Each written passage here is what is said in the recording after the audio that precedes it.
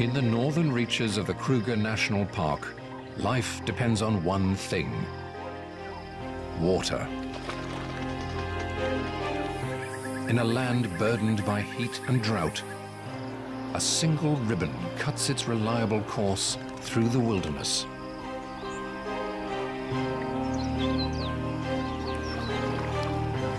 It's a lifeline to all creatures, great and small. In the height of the dry season, everything must come to the river. From dawn to dusk, animals converge on the banks of the Limpopo as it winds its way through the many habitats of an area known as Pafuri.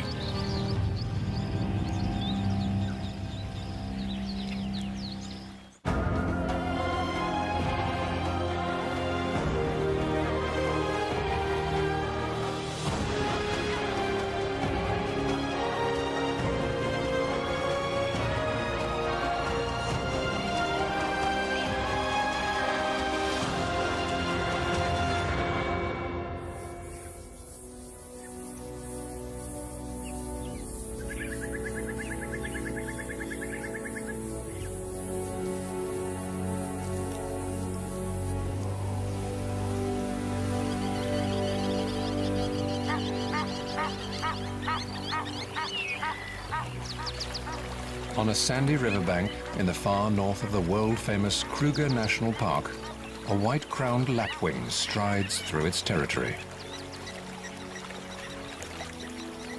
He and his mate control half a mile of riverbank. It's the height of the dry season, and the water level is at its lowest. The best time for nesting on the sandy banks.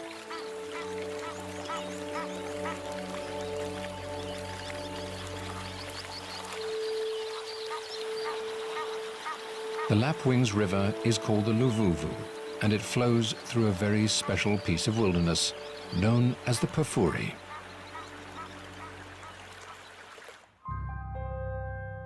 Situated in the northeast of South Africa, Kruger National Park covers some 7,500 square miles. The Pafuri lies in the most northerly reaches of this expanse. It's sandwiched between two rivers, the Limpopo to the north and the Limpopo to the south.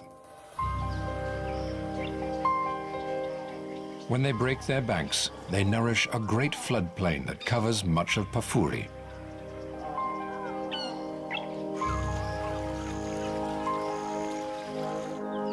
Here, lush lowlands feed herds of grazers, and iconic forests grow tall and green. Where less water gathers, hardier plants grow, adding to Pafuri's incredible biodiversity. Although it makes up just 1% of Kruger's total area, Pafuri is home to 75% of all the greater park species. Among these, some creatures stand out. From species rarely seen in the rest of the reserve, to great herds of its iconic characters.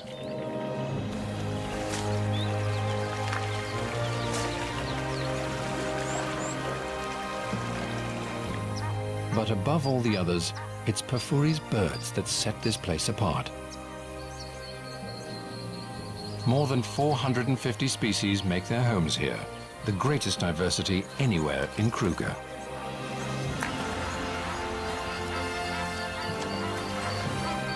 For many tropical African species, this is the most southerly extent of their range. It's midwinter and the height of the dry season. After a protracted drought, the great Limpopo River stands dry. But the Limpopo still flows, making it a busy watering point for birds and animals alike. And the lapwings have done well to secure a spot on the banks. For almost all wildlife, each day includes a trip to the river during this trying time of year.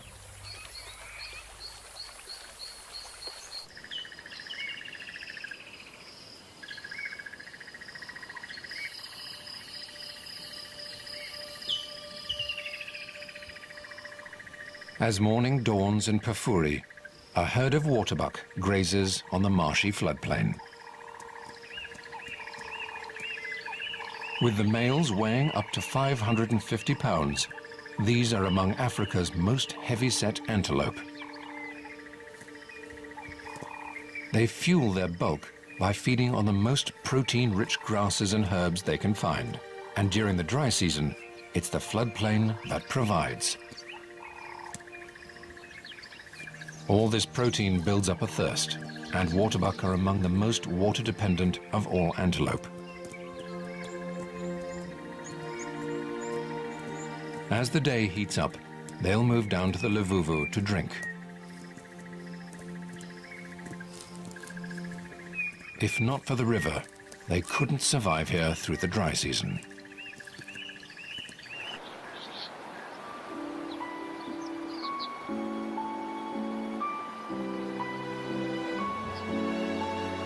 The river flows from west to east across the park, shaping the landscape and attracting its wildlife.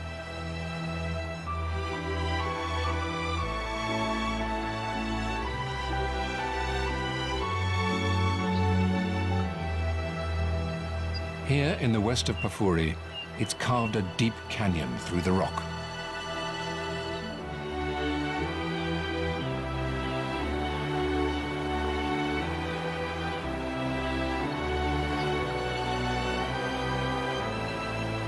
Known as Lana Gorge, it's testament to the Luvuvu's steady flow over the millennia.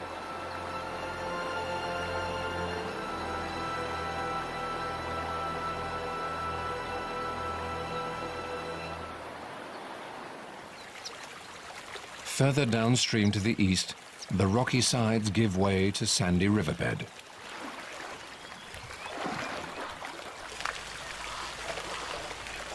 Here, a young bull elephant has arrived early to quench his thirst.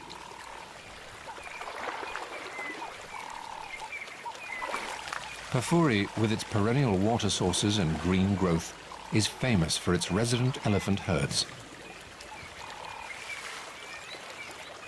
But this bull has left his herd, and for now he leads a more solitary existence.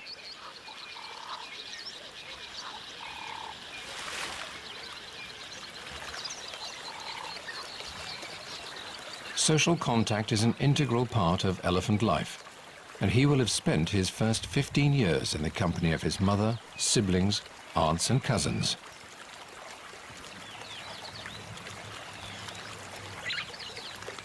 As he moves down the river, he smells the air for signs of other elephants.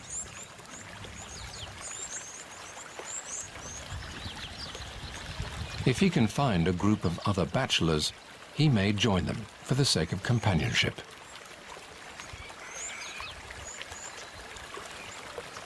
But for now, he's on his own.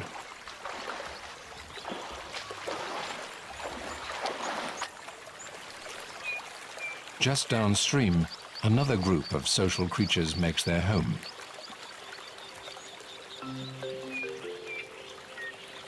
White-fronted bee-eaters live in small families consisting of a breeding pair and up to 5 related birds that'll help them raise their chicks. In a few months, when early summer brings the rains, they'll dig more nests like these into the riverbank to lay their eggs. The rain will trigger a flush of insect life, and there'll be plenty of food to feed their chicks. For now, the adults can support themselves on the insects around the river.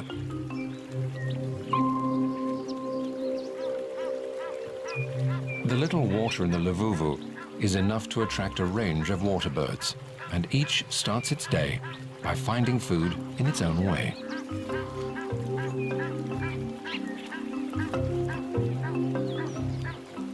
A pair of African jacanas treads delicately at the water's edge.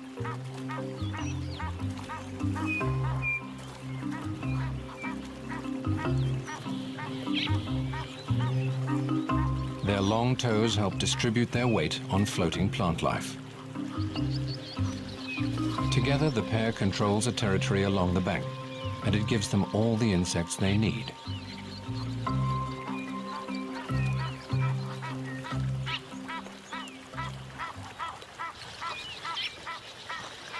A pair of Egyptian geese forages on aquatic plants growing in a stream.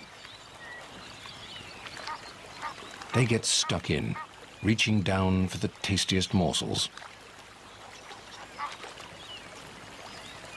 A hamarkop takes a more measured approach.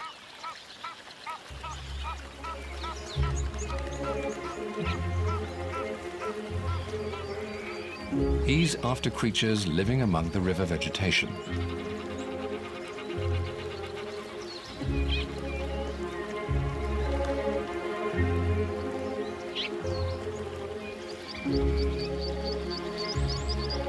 He prefers a breakfast of tadpoles, but he snaps up aquatic invertebrates too. For a three-banded plover, it's all about covering ground.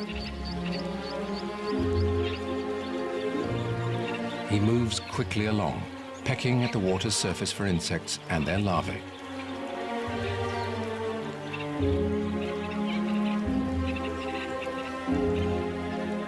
It'll take a lot of this tiny prey to fill his belly.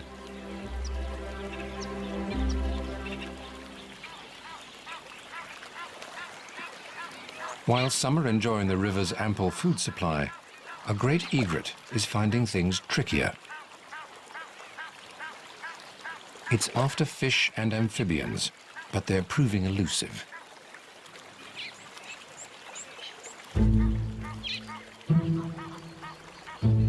Perhaps another spot will be more productive.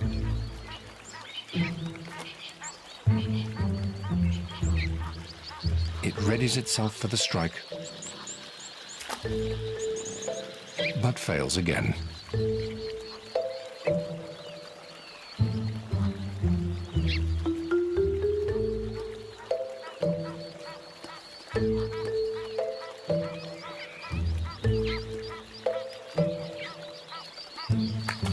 With one last effort, he comes up with a morsel.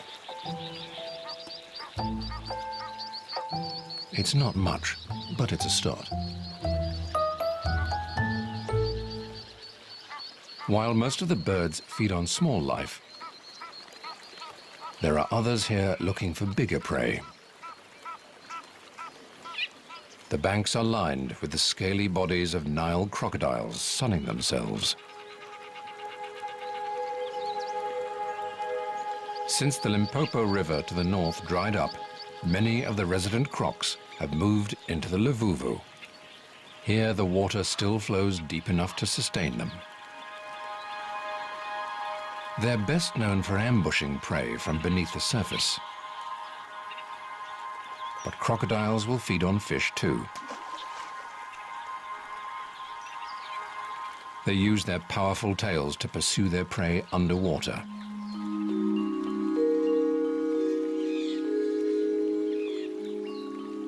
Despite their fearsome appearance, many other creatures seem comfortable in the presence of the crocodiles.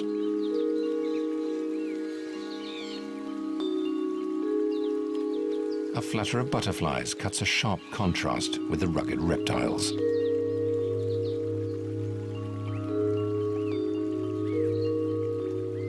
They're gathered to filter nutrients from the bank's muddy puddles.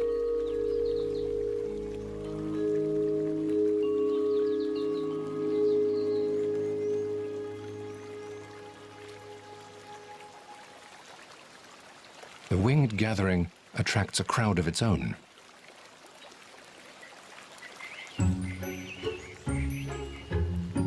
Bee eaters.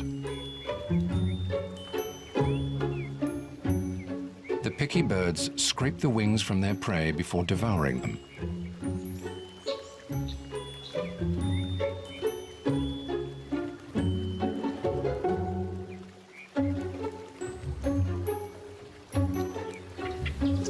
The bee-eater family will join forces with neighboring families to defend their foraging territory against other bee-eaters.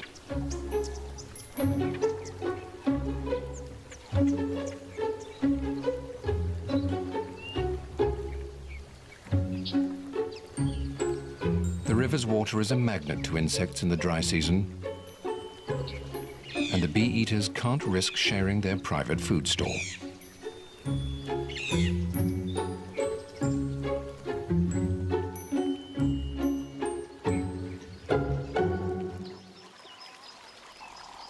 For many animals, Pafuri has lots to offer beyond the Luvuvu.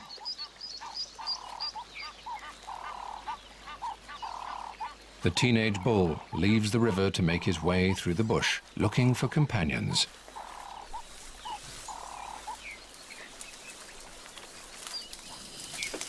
But he doesn't get far before his stomach distracts him. A full-grown elephant bull can weigh up to 5 tons.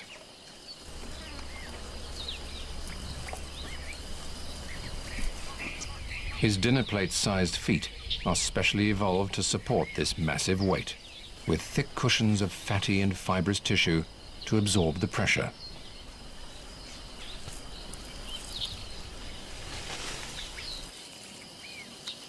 His trunk is the perfect tool for reaching the best leaves high in the trees. The riverside vegetation is his first snack on his day's quest for company.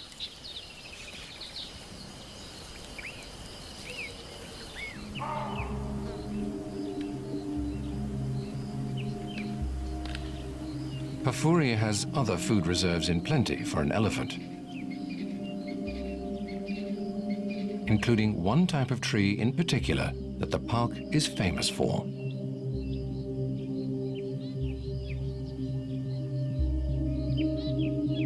Known as fever trees, their smooth yellow-green bark is unmistakable.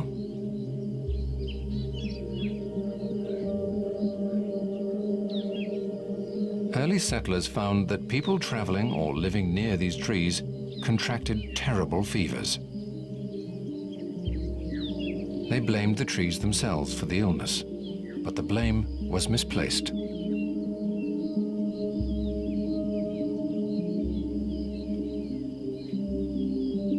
Fever trees favor moist areas and often grow near swamps, the favorite breeding grounds for the real culprits, malaria-carrying mosquitoes. The dense stands of picturesque tall fever trees are icons of the Pafuri. They thrive in the alluvial soils of the floodplain and are regularly inundated with water when the rivers break their banks. These serene, shady forests are a favorite feeding place for many at this time of year. A lone eland grazes quietly on the undergrowth.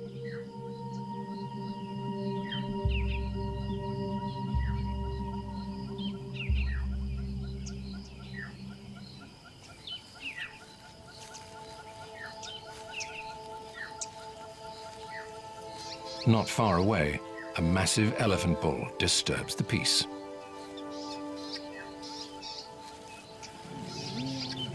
He strides through the forest in a foul mood.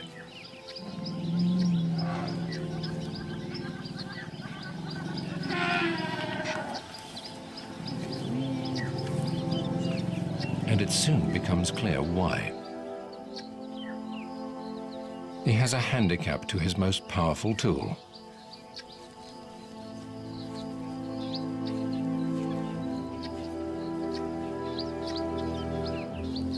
It's an old injury to his trunk, possibly caused by a crocodile's jaws, but more likely, a poacher's snare.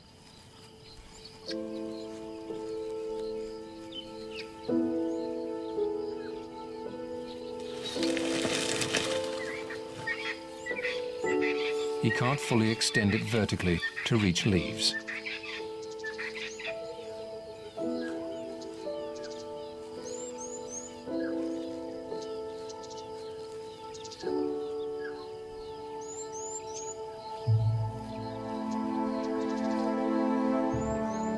But like all elephants, he has the strength to bring them down to his level.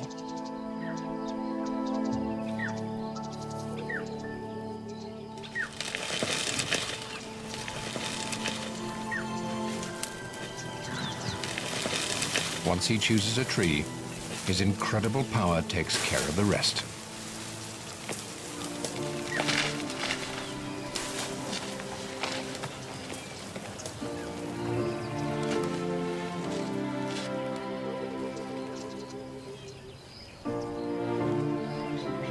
With the leaves at ground level, he's finally able to satisfy his agitating hunger.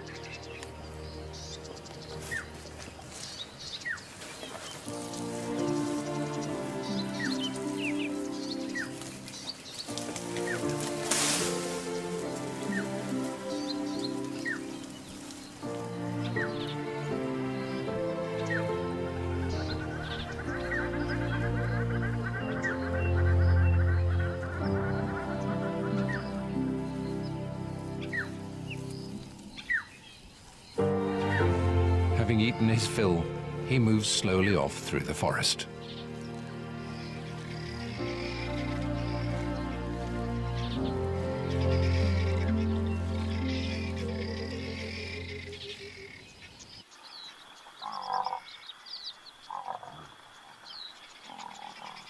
Beyond the fever trees, a herd of African buffalo grazes out in the open. The grasses grow tall on the floodplain, but they're dry and tough at this time of year.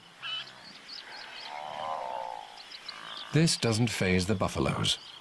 They prioritize quantity over quality and can subsist on coarser fodder than most grazers.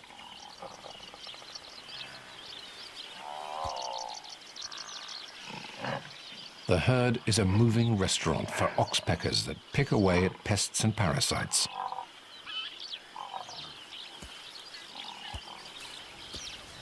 Despite the adults' impressive horns, the herd is wary of predators, for the buffaloes have youngsters with them. Eventually, they've had enough time in the open and head for the cover of Mapani Thicket. These dense woodlands thrive on Pafuri's higher ground and add yet another habitat to the park. Mapani is well known for its ability to withstand dry conditions. In the heat of the day, the butterfly-like leaves fold close to reduce the surface exposed to the sun and minimize water loss from evaporation. They're also a fantastic source of protein for Pafuri's animals. But today it's a brown snake eagle that makes best use of the golden trees. It could perch up here for hours, searching its surroundings with piercing eyes for its favorite prey of snakes. When it spots one, it'll swoop down from its perch, crush the snake's spine, and swallow it head first. For now, it stretches its feathers leisurely and surveys the comings and goings below. With raptors like these around, Pafuri's smaller inhabitants must keep a careful eye out.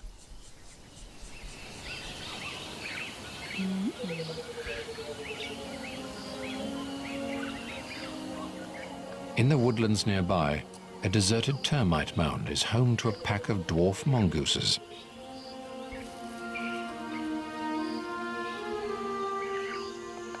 As the day heats up, the adults emerge from their burrow, one by one.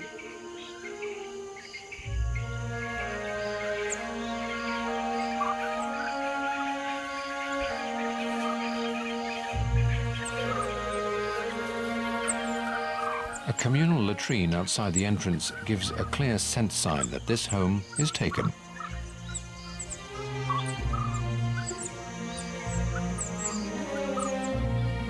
At less than 8 inches long, they have little defense against predators. But the family of 14 watches each other's backs.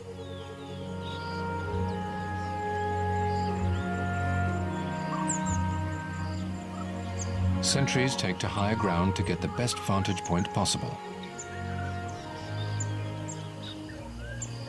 Vigilance is key. There are pups to protect.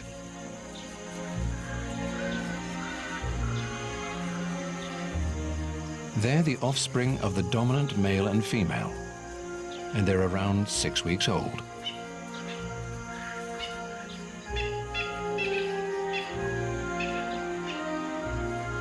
The whole pack works together to raise them.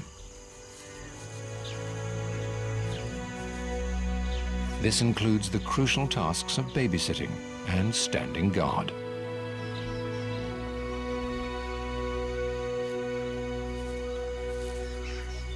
Subordinate females help suckle the young, some without ever having been pregnant themselves.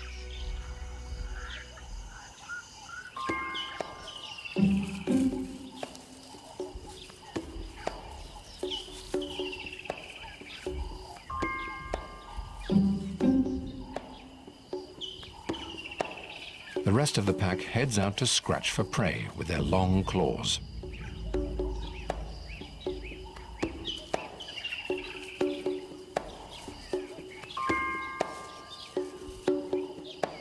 In the undergrowth of the dry woodland, there's plenty of food to be had.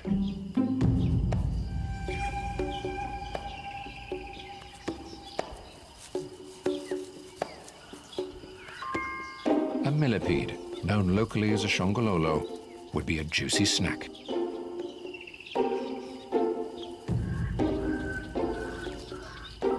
Despite its many legs, it's a slow mover. It must make good its escape before the mongooses sniff it out. The little hunters do most of their foraging on the ground, and the millipede makes a lucky choice in climbing up a tree to safety.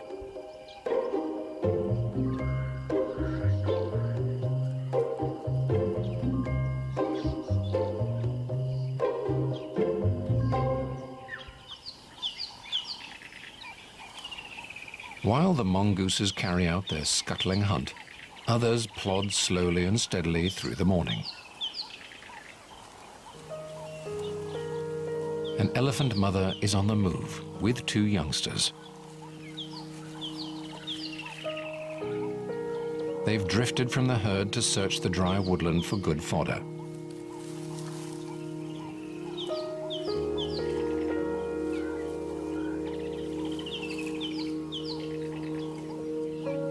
Only the younger calf is the cow's offspring. It stays close to her for safety at all times.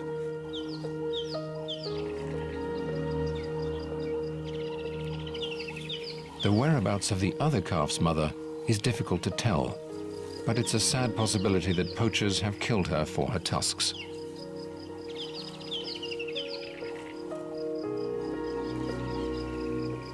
The 3 must rejoin their extended family soon. There are lions in Pafuri, and protection within the herd is crucial for young elephants.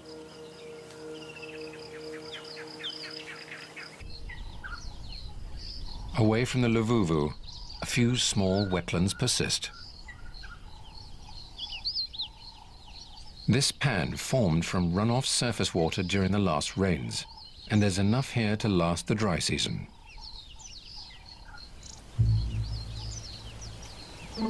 It's attracted 6 big bulls.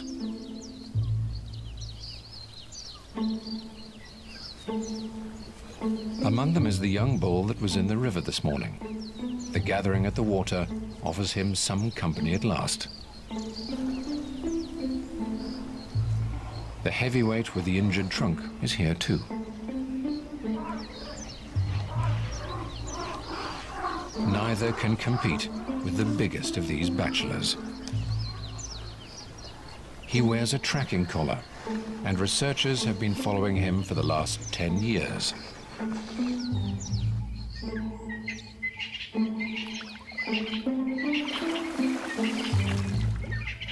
He's now in his prime at around 45 and has picked up scars of his own during his long life. If all goes well, he could live to around 60. The other bulls give him plenty of space at the thirst-quenching water.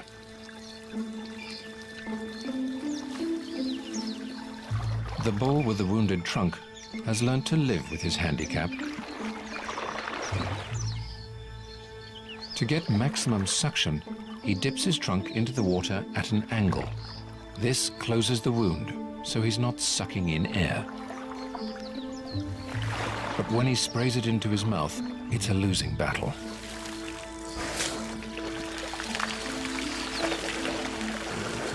It's the elephant equivalent of drinking through a punctured straw.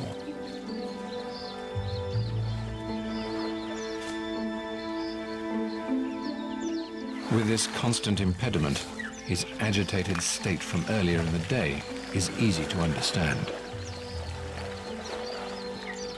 But nothing soothes an elephant like a trip to water.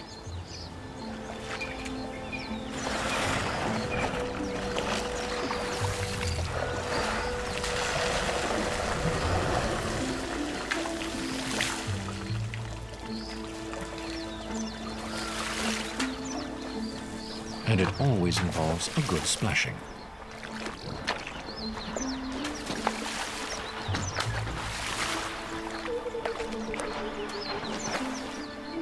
A tree serves as a favorite scratching post.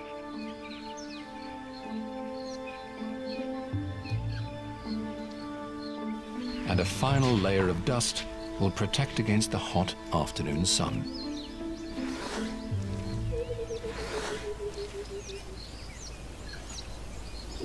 When the elephants are done, as ever, it's Pafuri's birds that make a splash.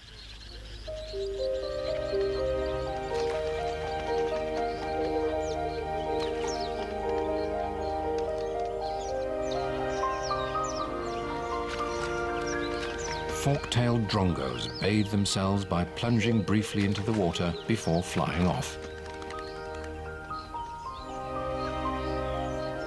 It's the epitome of going for a quick dip.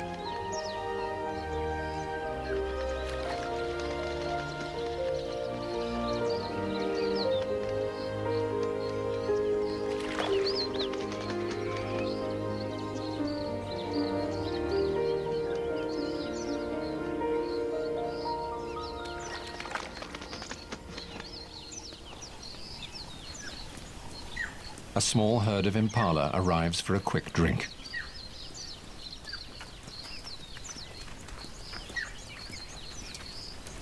They're vulnerable with their heads down at the water and move swiftly on. As the midday heat sets in, many in Pafuri seek out water.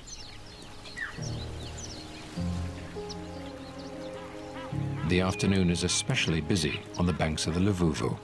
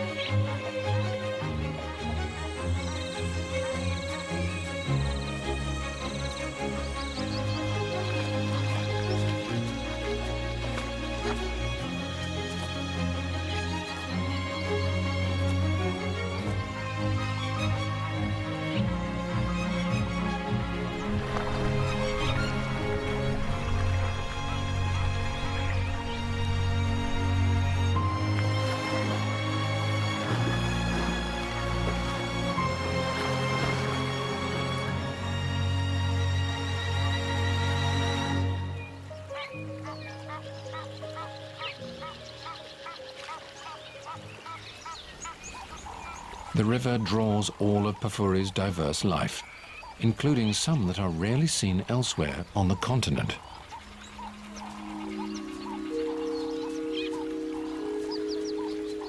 Nyala are particularly shy antelope, sticking to densely wooded areas, usually near water.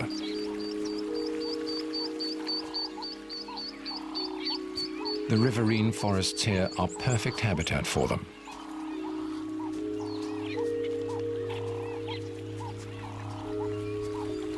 As thirsty as they may be, they're cautious around the water.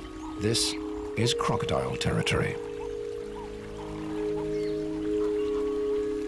Across the river, a female Nyala has arrived with her 2 offspring. They're just as cautious as the males, and for good reason.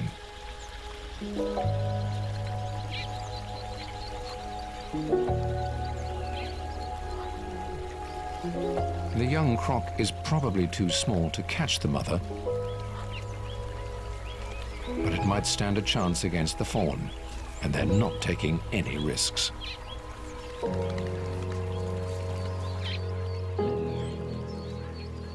Downstream, the shaggy waterbuck have arrived with their young too. Even in the winter, temperatures can top 80 degrees Fahrenheit.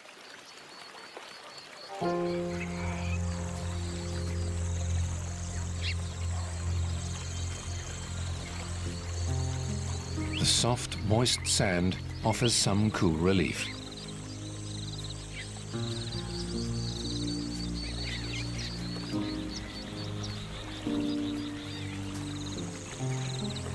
Most of the water come with company, but an old buffalo bull has arrived alone. He's retired from the competition of herd life and no longer has to wait for hundreds of herd mates to quench their thirst before he moves off. He's not the only old male on the banks.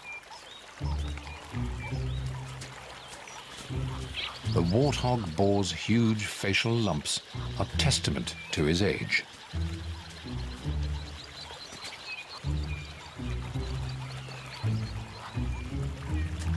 Having quenched his thirst, he turns his attention to food. Green grass is hard to come by this deep into the dry season, and the warthog seize the opportunity for a good meal.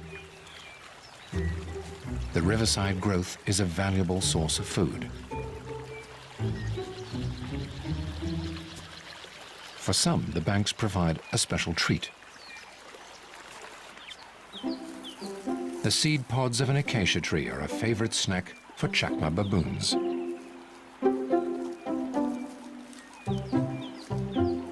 With arms as long as their legs, baboons have evolved to walk on the ground more than any other monkey.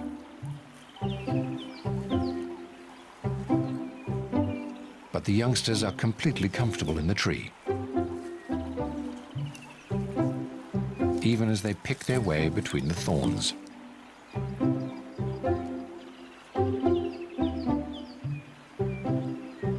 For all the animals, the river offers food, water, and some relief from the afternoon heat.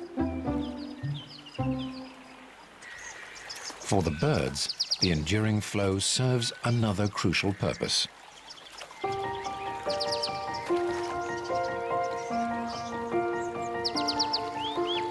Most birds must bathe to keep their feathers in tip-top condition for flying.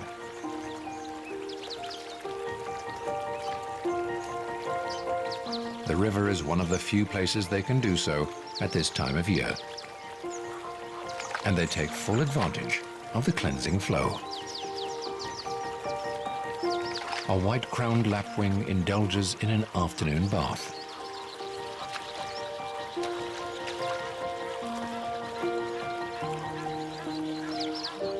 Bathing isn't the only important part of feather maintenance.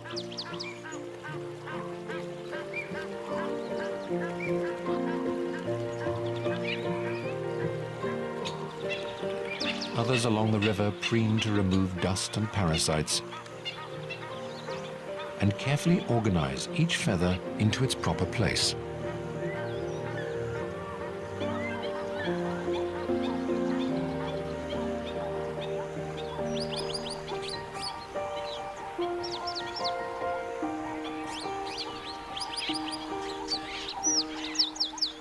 A woolly-necked stork is one of the bigger birds on the river today, but it's dwarfed by its cousin, the saddle-billed stork.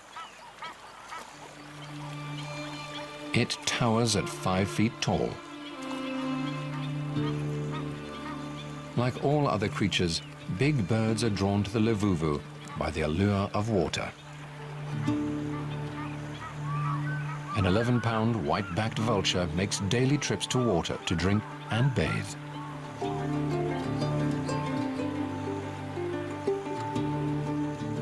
But among all of Pafuri's birds, one species rules the roost. As their name suggests, African fish eagles specialize in catching fish. Unlike the smaller birds, the low-flowing river offers them little in the way of food here. But the eagles are resourceful. They prey on a variety of smaller life, including water birds. They're also fearless thieves, stealing prey from others as big as the saddle-billed stork. All this makes them formidable river mates for the other species.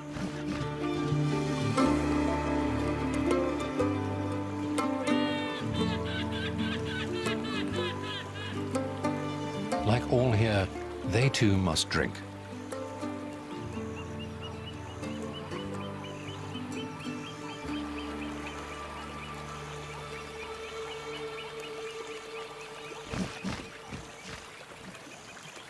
The trickle of the river here is enough to satisfy the birds' needs, but there is one resident of Pafuri whose demands are far greater.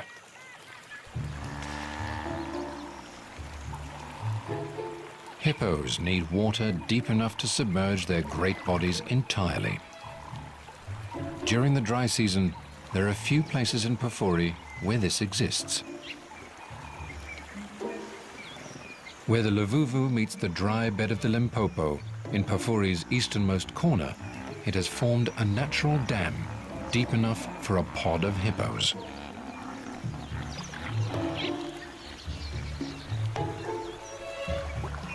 These huge animals have sensitive skins and spend most of their days submerged to escape the heat of the sun.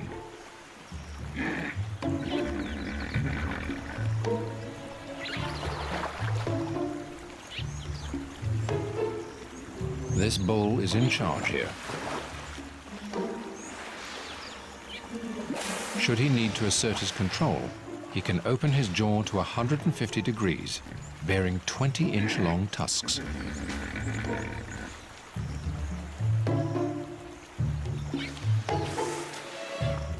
For now, he relaxes in the cool of the water with his pod.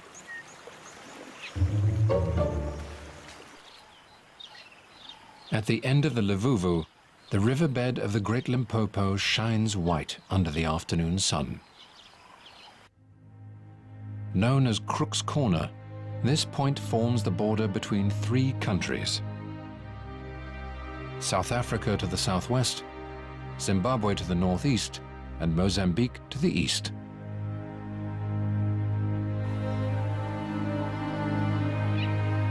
Here the Luvuvu River reaches its end.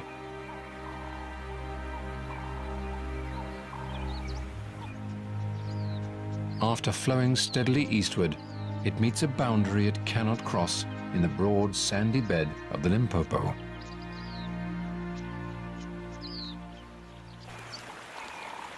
For the creatures of Pafuri, the Luvuvu has done its job, providing water through another hot, dry day.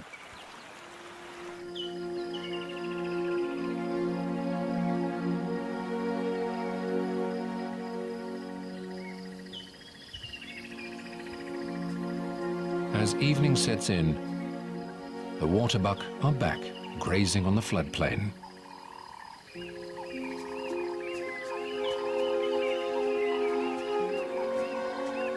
They enjoy the cool, calm end of the day.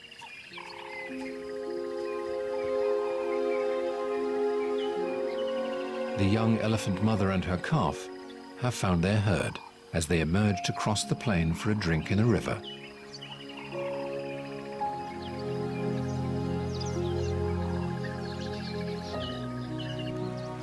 On the Luvuvu's banks, the baboon troop spends a little time by the water before heading into the treetops to sleep.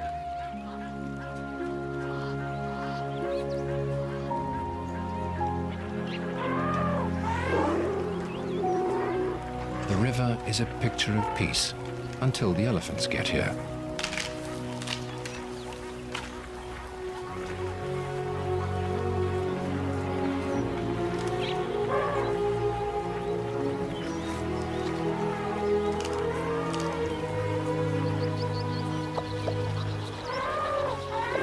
The cool, soft sand is welcome relief after the long, hot day.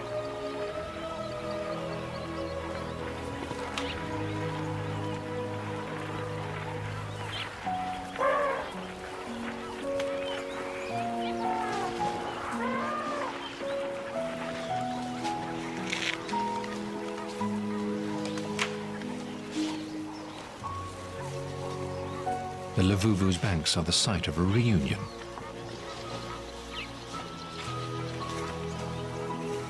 The older calf from earlier has found its mother and enjoys the river by her side.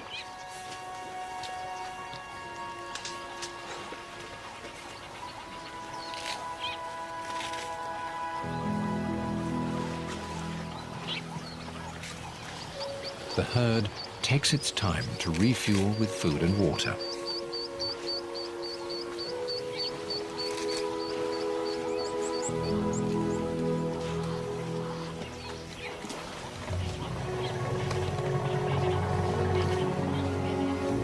As long as the Livuvu continues to flow through this special reserve, Pafuri's creatures will thrive despite the rigors of the dry season.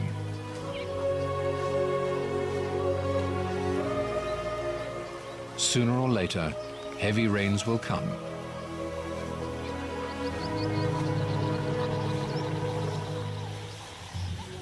The Limpopo will flow once more, and floodwaters will inundate the plains to spur new growth. Until then, the elephants and others will find all they need along the banks of the Pafuri's everlasting lifeline.